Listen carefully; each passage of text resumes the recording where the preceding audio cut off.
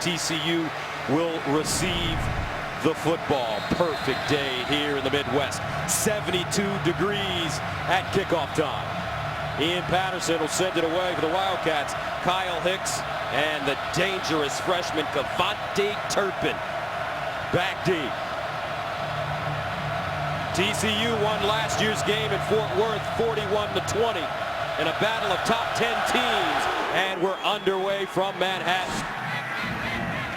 And this one will be brought out by Turpin. And Turpin, the freshman from Monroe, Louisiana, ambushed as he crosses the 10-yard line. And a couple of things you need to know when the Horned Frogs have the ball. Well, they're so explosive on offense. I think it starts with Josh Dotson. I know Boykin's going to get a lot of the love, but this is a guy with over 40 catches, and he's doing tremendous things. I think right now he's the front runner for the Biletnikoff Award. And then defensively for Kansas State, they are a great stop in the run. Elijah Lee, the sophomore from Blue Springs, Missouri, he leads them in that category. Fourth fewest yards allowed on the ground in FBS. They have got to be great up front tonight.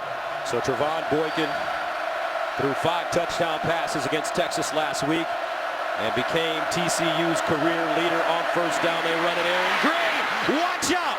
Green at midfield. Green afterburners. Green 86 big ones. Touchdown TCU on the first play of the game.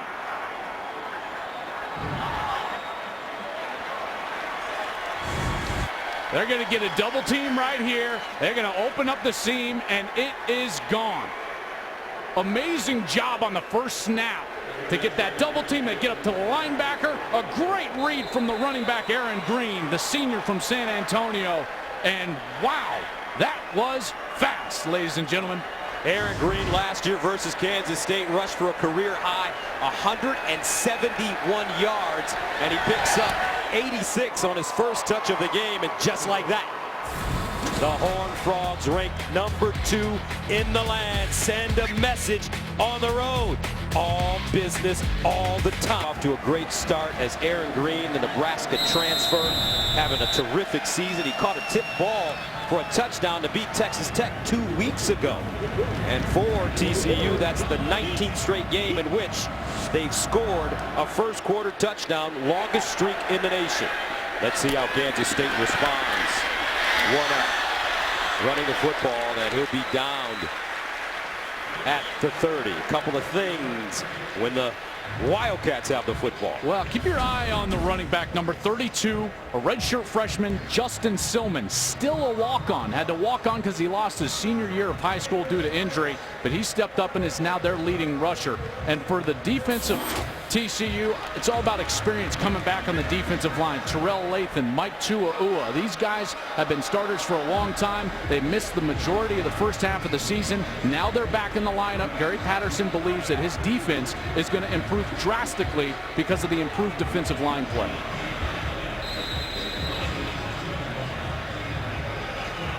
So TCU, as we mentioned, leading the nation in first quarter scoring. Coach Bill Snyder said, I think it goes without saying, it's vital for us to score early.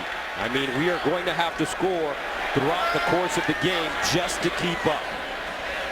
First down at the 31-yard line. Gronkowski, Dimmel. 2 fullbacks in the backfield. Hubner on first down throws. Nice catch by Kyle Klein, the younger brother of former Kansas State quarterback Colin Klein. Hubner, the former walk-on, a junior. He stepped in, got his first start in game number 2 of this season since he was a JV starter in high school. He's done a real nice job. I think his best attribute, though, is still running between the tackles as a quarterback in their counter game. Spent most of last week's game at Oklahoma State on the sidelines after taking that. This is just outstanding coverage on the outside.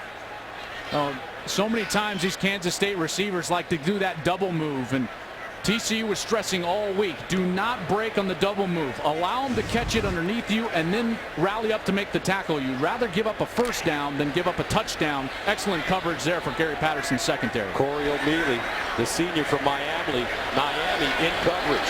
Second down and 10 of the 49.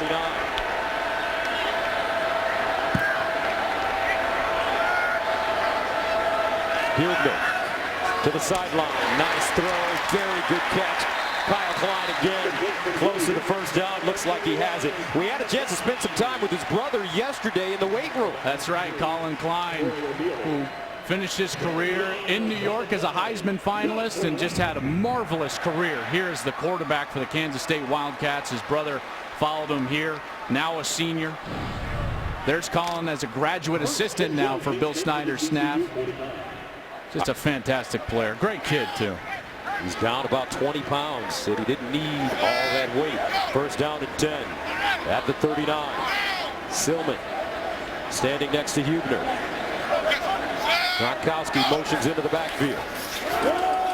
And Hubner with a lane. Hubner stays on his feet, finally chopped down at the TCU 20-yard line. That's a gain of 18.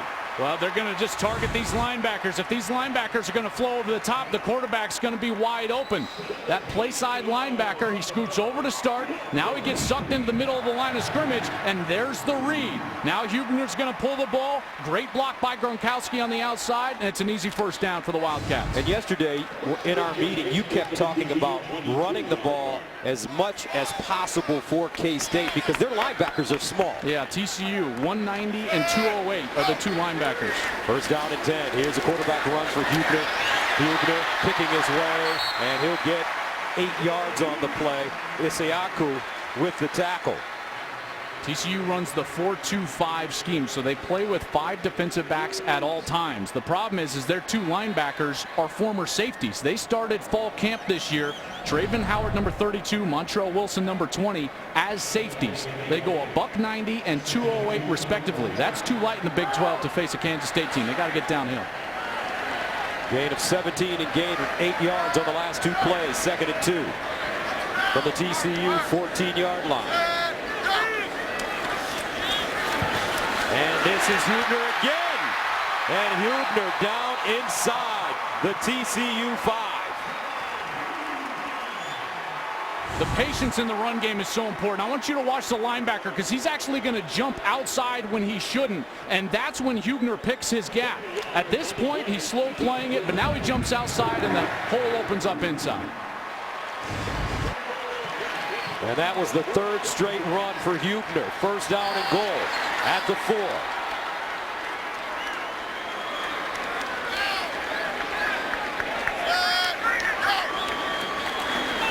This time he hands it off to Silman. And Stillman stacked up in the backfield, leans forward, and gets to the line of scrimmage. So Gary Patterson, 55 years old in his 16th season at TCU. He's their all-time winningest coach. Ironically, he was a graduate assistant to this man, Bill Snyder, at Kansas State in 1982. What a story. 2nd and goal at the 4.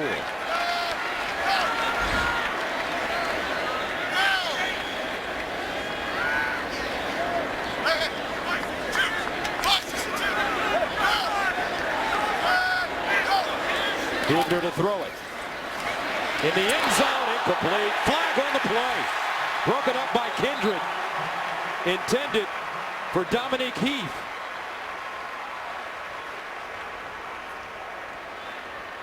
Pretty simple call here.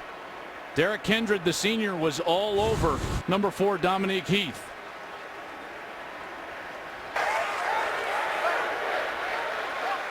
There is no foul for pass interference. The pass was tipped. It's 3rd down.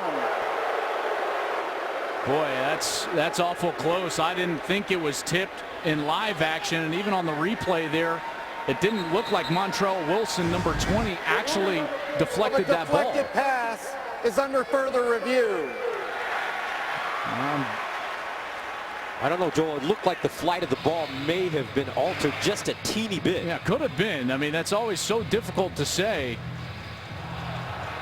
You know, in those replays, I always look at the spin of the football to see if there's any alteration as it leaves his hand. And then now, well, that's well to the right of the linebacker. By that shot, that wasn't even close to his hand. And if you piece it together from this shot, Mike Pereira, who's in Los Angeles, our rules expert. Mike Pereira, what are you thinking of these replays?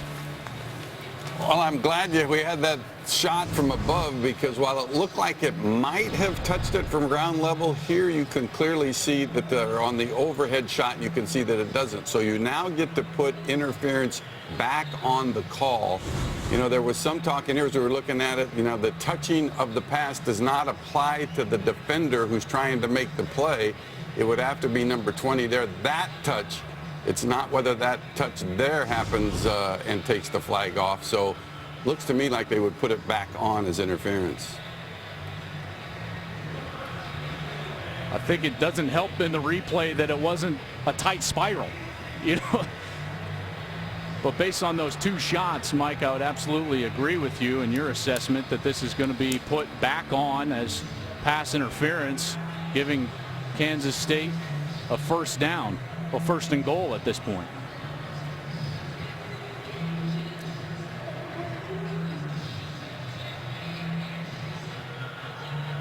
And that's usually when these replays take a while. It's because they're trying to get all the logistics because the call is changing.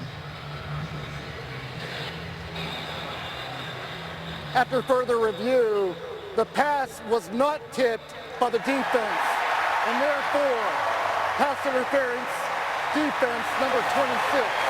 The foul occurred in the end zone, and by rule, the ball will be placed at the 2-yard line, first and goal. So there you have it. Kansas State will move the ball even deeper into TCU territory. As the call reversed, 9:49 to play in the first quarter. Kansas State scored touchdowns on all 5 red zone opportunities last week in their loss against Oklahoma State. Hubner under center this time. Hubner running straight ahead.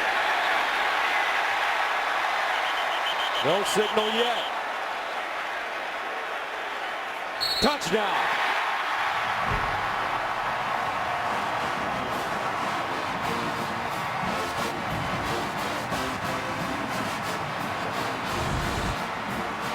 Well, everybody in, both tight ends, both running backs, all north of 230 pounds. And when you got that pushing, you're going to get yourself into the end zone. What an excellent series to open things up, and answering TCU with that 2-yard plunge there by Hubner. The catalyst on the drive, Hubner, 4 carries, 37 yards, and the touchdown from 2 yards away. Jake Cantelli comes in to attempt the extra point, and it's good. 9:39 to play in the first quarter. We're all level at 7. And here comes that little man, Trayvon Boykin, ready to lead the TCU offense right after this. And what they've done here over the last couple of years, this new facility that we're in, the press box and suite level, plus the veneer complex, they've spent over $190 million on athletic facilities improvements in the last 3 years. John Curry, the athletic director, has done a remarkable job. Kyle Hicks, Devontae Turpin back deep for TCU. And this will be Turpin with the chance from his own goal line. And Turpin gets close to the 20. Still on the move.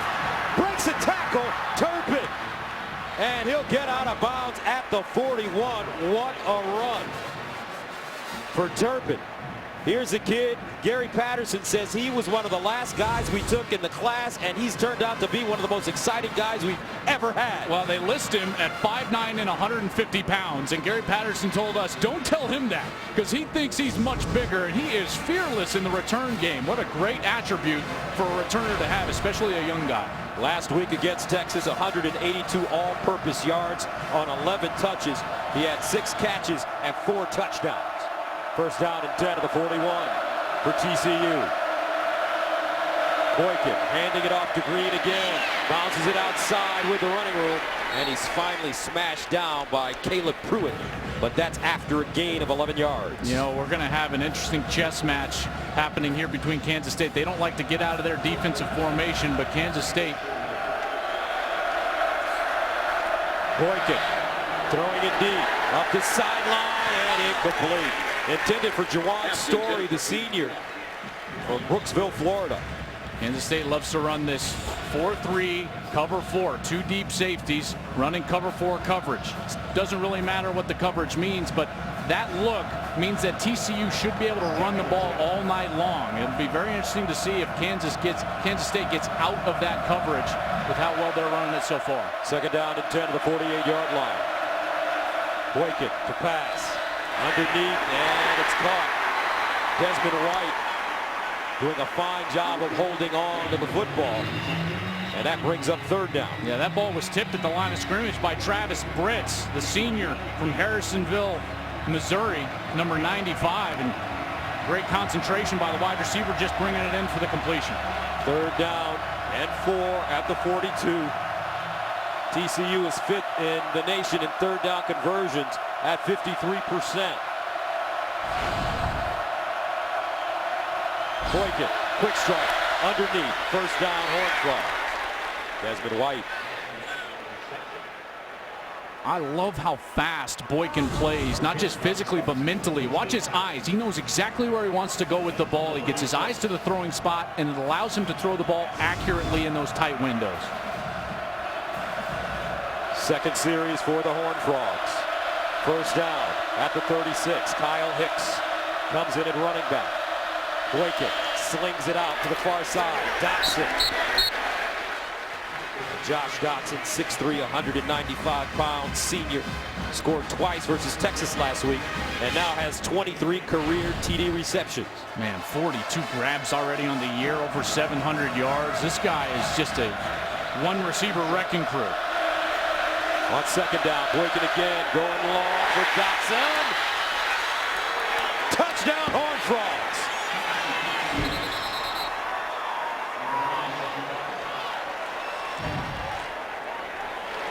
Trevon Boykin throws such a soft ball, and Dotson can jump with anybody. They call him a football basketball player.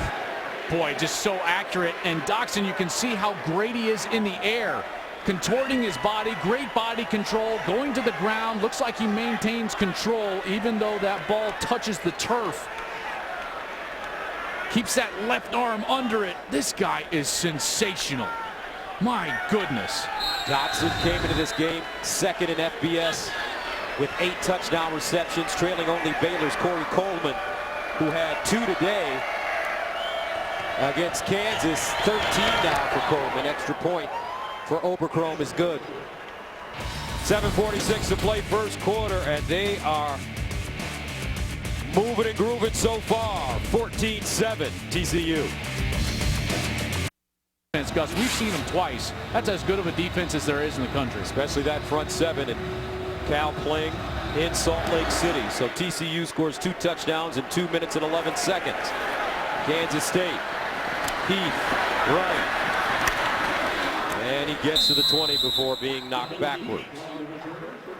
Well, the ALDS returns to FS1 tomorrow with Game 3 between the Blue Jays and Rangers, as Toronto must win to stay alive in the series, while Texas heads home with a chance to complete the sweep. Coverage begins at 7:30 p.m. Eastern, only on FS1.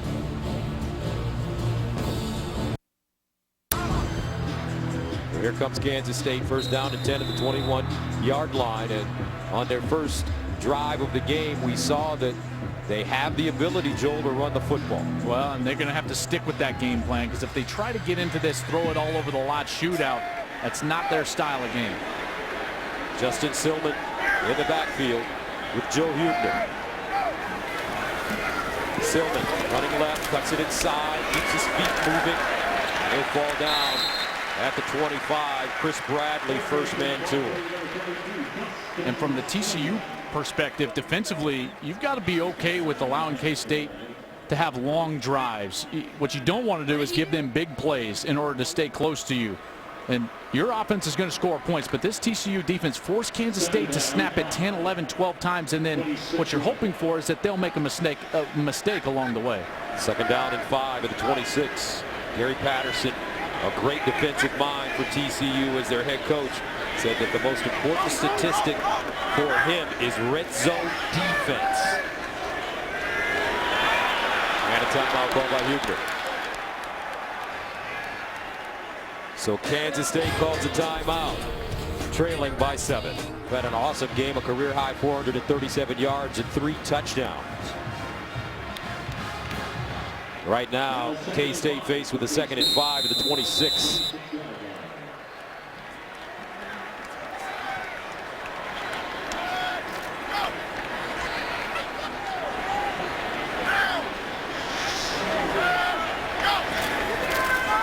Here's a reverse.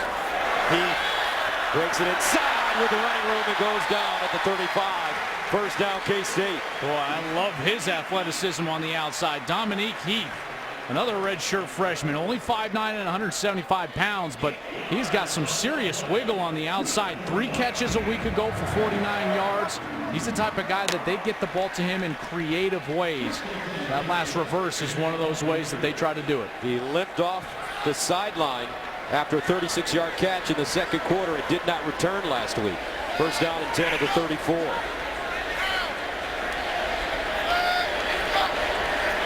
Hubner to throw it.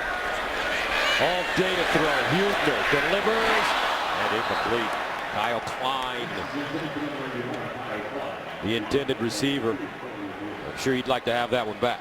Well, the coverage down the field, they were trying to take a big deep shot, and Klein was just the outlet there on the outside, but the defensive backs for TCU just swallowed up the post route and the big dig route. There was nowhere to go with the football. He dumped it down to the outlet. Klein dropped it. 2nd and 10.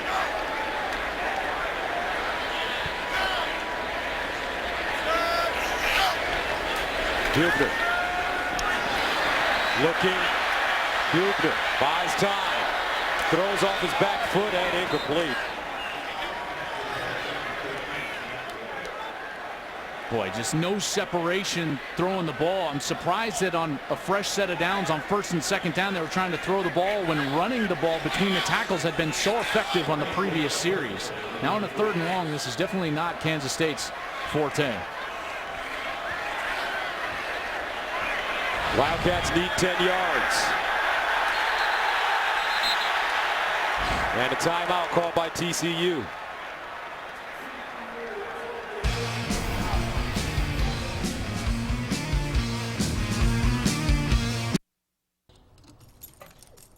Oh, buddy.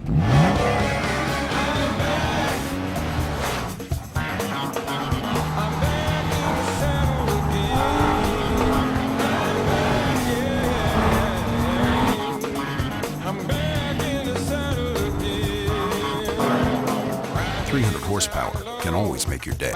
The all-new Nissan Maxima. Now lease the new Nissan Maxima for $299 a month. Second-ranked TCU with a 14-7 lead over Kansas State. Right now, the Wildcats with a 3rd down and 10 at their own 34-yard line.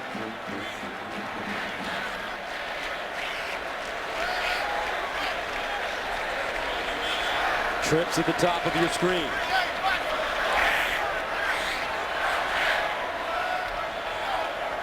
Here's Hubner. Winds up the sideline and incomplete. That one sailing high over the head of Kyle Klein. And K-State will have to punt it away. Good coverage again on the outside. What I love about what TCU, especially at the top of your screen, is he forces them all the way to the sideline. That's what makes it a difficult throw for the quarterback. When the wide receiver runs right along the sideline acts as essentially another defender. So Nick Walsh, former walk-on, has been the Wildcats' primary punter since game 2 of 2014. Turpin allows it to take a bounce, and it continues to roll.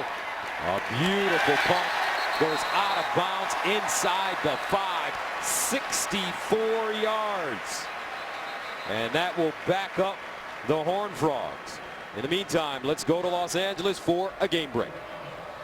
Gus, thank you. Number 21, Oklahoma State visiting West Virginia. Rennie Childs on the second effort forces his way in for the 1-yard score. It was 2 early turnovers by the Mountaineers that resulted in 2 touchdowns for the Cowboys. Oklahoma State up 14-0 in the second, although West Virginia is threatening. Gus Joel, back to you. Big game for Oklahoma State. If they can win that one, all the powers will have to play the Cowboys in Stillwater. That's right. Their schedule is favorable. First down and 10 at the 3-yard line. Play action. Boykin to the sideline. Whoa! Jawan Story with an Odell Beckham. How in the world did he catch that ball? Not only did he go up one-handed, but his whole momentum was going out towards the sidelines. He reached all the way back. Wow! My goodness. That's some sensational stuff there. He's a senior from Brooksville, Florida. 4-star recruit coming in here. And it's a first down at the 14-yard line. Boykin will throw it again. And he'll drop it off over the middle of Turpin, and he's got burners.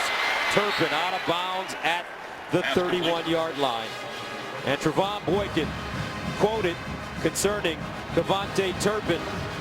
Terp's got the juice right now. He's just so fast and quick and twitchy. We try to get him in the open space and watch him make moves. First down after the 17-yard gain from the 31. Here's Boykin again, near side. Caught and out of bounds for Dotson. That's always the offensive coordinator's challenge, right? How do you get a young player who's got that type of ability like Turpin has? How do you get him those touches in space? I love what they've been able to do. And Doug Meacham, the offensive coordinator, along with Sonny Cumbie, they get him on those little drag routes. Makes it very hard for the defense to run with him. 2nd and 4. Here's the option. Boykin pitching it. Green makes the first man miss. And he'll pick up 1.5 yards on the play. A great play by the corner there. Donnie Starks from his nickel spot came up, kept his outside arm free, forced a 3rd down. So they call it no gain. 3rd down and 4. Boykin quarterback draw, looking for the first. And he has it. But a flag on the play.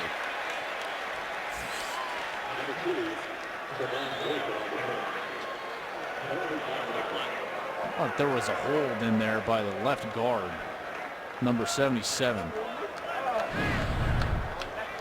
Holding offense number 77. 10-yard penalty. Repeat 3rd down. Here's the left guard, 77, Jamil Naff.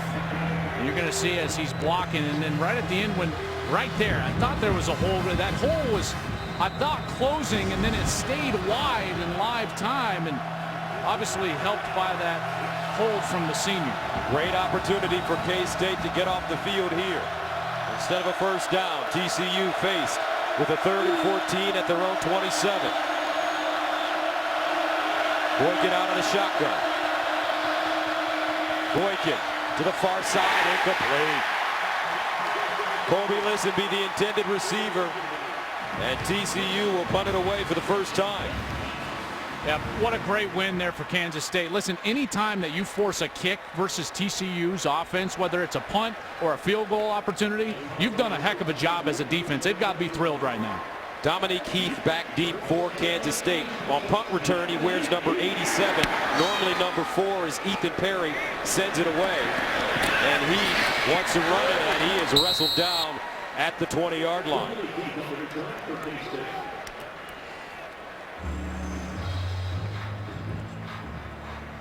So huddle up with college football experts in live web chats all season long. A new guest every week. The Edward Jones College Football Huddle on FoxSports.com.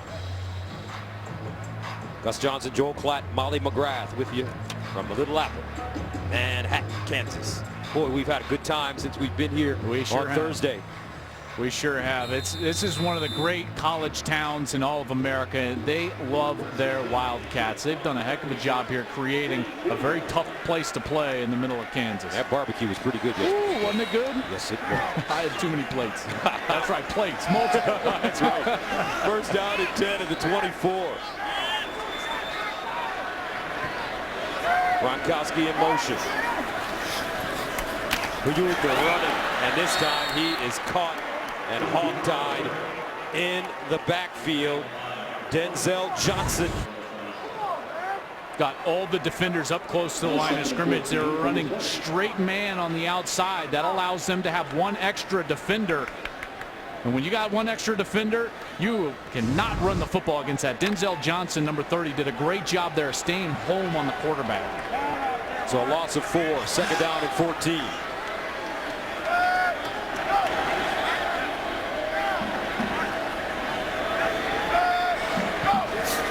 Huebner. Over the middle. Nice throw, great catch. Kyle Klein again. And it looks like Kyle Klein for Huebner is starting to become a go-to guy. Well, he's that great possession type guy that you can send on curl routes and the outlet routes, and what he's going to do is be reliable. So a quarterback's going to know that he's going to be in the right spot on time. You can let the ball go before he's even out of his break. So a gain of 13 makes it 3rd down and 1 at the 33. Gronkowski, Dimmel in the backfield, quarterback sneak, 1st down. Wildcats. I just love the chess match that's going on right now, because after that first touchdown drive, Gary Patterson for TCU changed the coverage, and he's gone to man, and he's placed one of those secondary guys down into the box to stop the run of Kansas State because they ran it so effectively. And so now what's happening is Huebner is having to throw the ball to loosen the defense back up. It's these in-game adjustments that just make the game of football the most fascinating sport in the world. 1st down. Huebner thinking about running it, and he is caught in the backfield one more time. Howard with the tackle. That delayed run not working. No, it wasn't. And watch the safety as they're going to try to sneak Glenn Gronkowski out on this pop pass, but the safety does a heck of a job. He comes up and then he just spies him, and now he's all over him in coverage. Huebner's got nowhere to throw the football. That's where they were trying to go. No gain on the play. 2nd down and 10. Huebner doing a fine job thus far managing the game for K-State.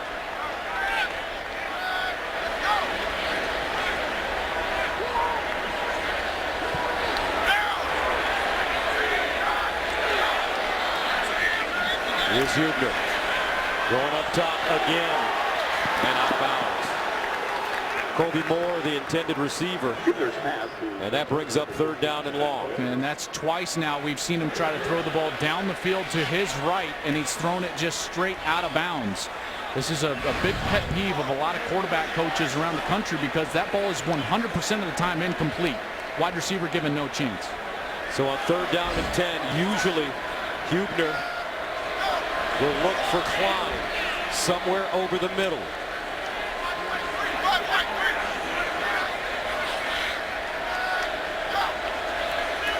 Huebner to throw. Up the sideline. This is Klein. This time he hauls it in on the sideline. A gain of 25. Well, I got to take back calling him a possession receiver now, because he's going to go out and make catches like that. Up in the air, acrobatic, holds on to the ball. That's a great job. And what Huebner did was he kept him in bounds. Remember, I just said those 2 throws he threw out of bounds. There's no chance for the wide receiver, but there, Klein given an opportunity, and he's able to go make a play. And when we talked to Bill Snyder in his office yesterday, he talked about Joe not really being able to get a good grasp on throwing the ball short, but his deeper throws are much better. You saw the touch on that last ball. Kansas State finding a rhythm here. Drive at the Horned Frog 39. So far the time of possession. Very interesting as we take a look at the KFC.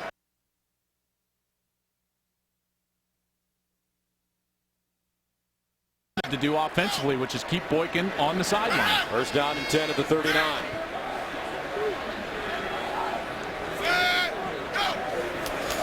Huebner handing it off to Silver. Silver in the running room. Gets outside. Silman finally chopped down at the 30-yard line.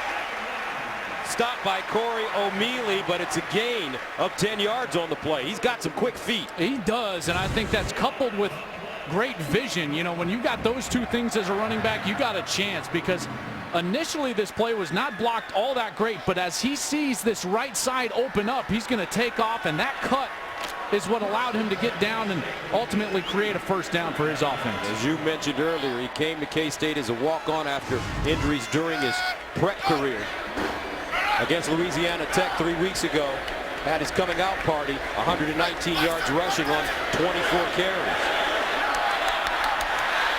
Hubner looks far side, delivers a strike. Burton with the catch, turns it up and picks up the first down. Joe Hubner is finding a rhythm. And this is what they needed, is they needed some of these short completions so that they could get that secondary out of the run blocks so that they can get back to what they want to do. And that's why Gary Patterson's so upset right now, is that the man coverage is not working on the outside, and he's going to have to soften up his safeties, which is going to allow Kansas State to run the ball. Hubner 5 of 10, 69 yards. First down at the TCU 7.